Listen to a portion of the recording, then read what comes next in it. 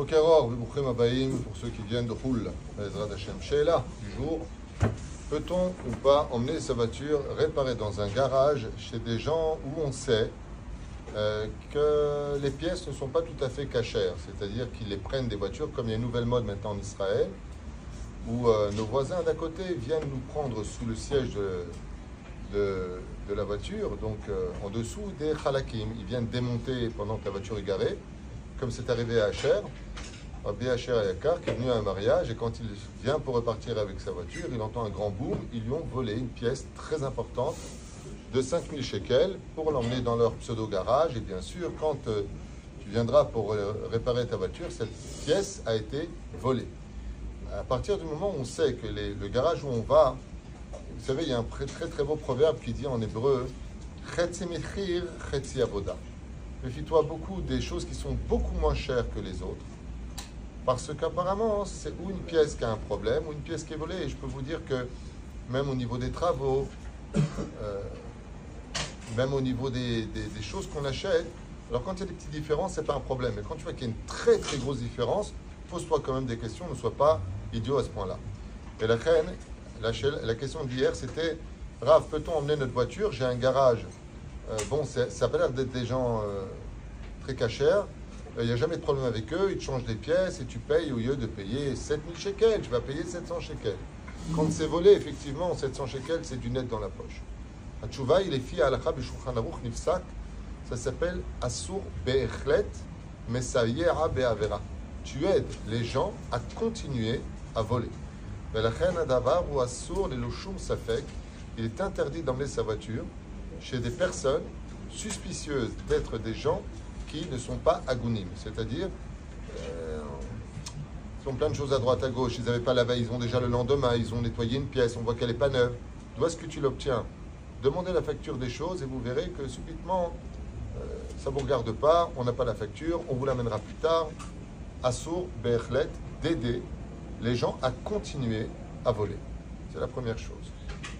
Et la question qui s'en est suivie était très mignonne. Et si on ne sait pas, on a un doute.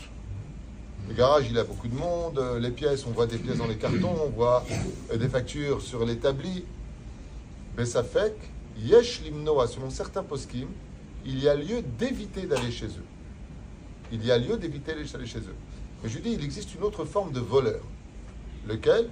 C'est celui qui augmente ses prix bien au-delà de ce que vaut ce produit dans les autres. C'est-à-dire que si le garage, à droite et à gauche, vont me dire que par exemple, cette pièce vaut 500 shekels, l'autre dit 550, l'autre 450, ça tourne autour, tant que tu as 17% jusqu'à 20% al pied à la chaos, plus cher que les autres, ça s'appelle mechir memutse, c'est-à-dire dans la valeur des prix.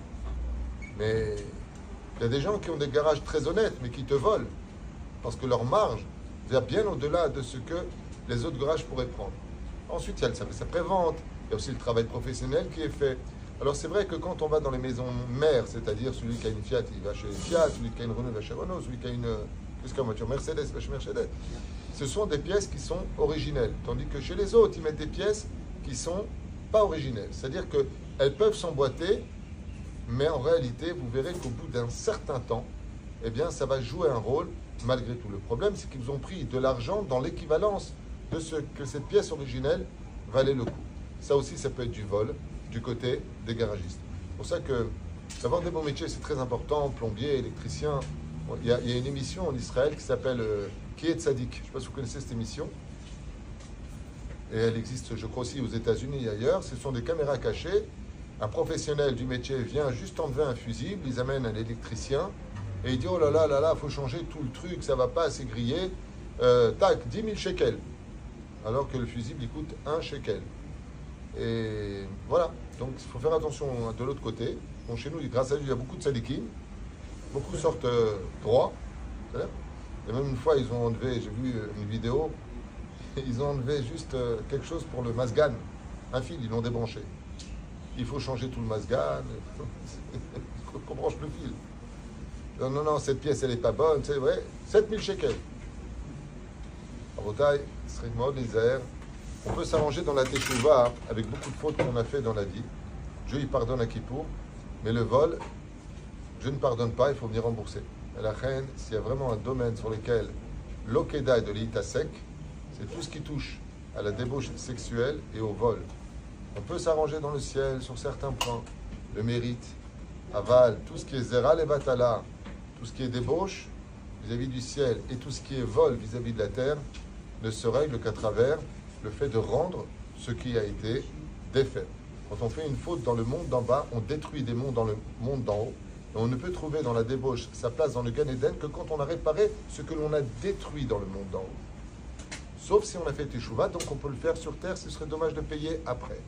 En ce qui concerne le vol, je n'ai pas encore lu le contraire, tout le monde, y compris le Harizal, mit galgel bechazara vemarzir et trafetzo. Il reviendra sur terre et rendra ce qu'il a volé, même si il pouvait rentrer au Gan Eden parce qu'il a beaucoup de mérite. Méfiez-vous toujours du vol, que ce soit le vol de la pensée, du mensonge ou de l'action. Faites très attention à cela. La reine Ifsak Alacha B'Shulchan Aruch, Asur Leitasek Im Ganadim, il est interdit d'aider des voleurs à continuer à voler.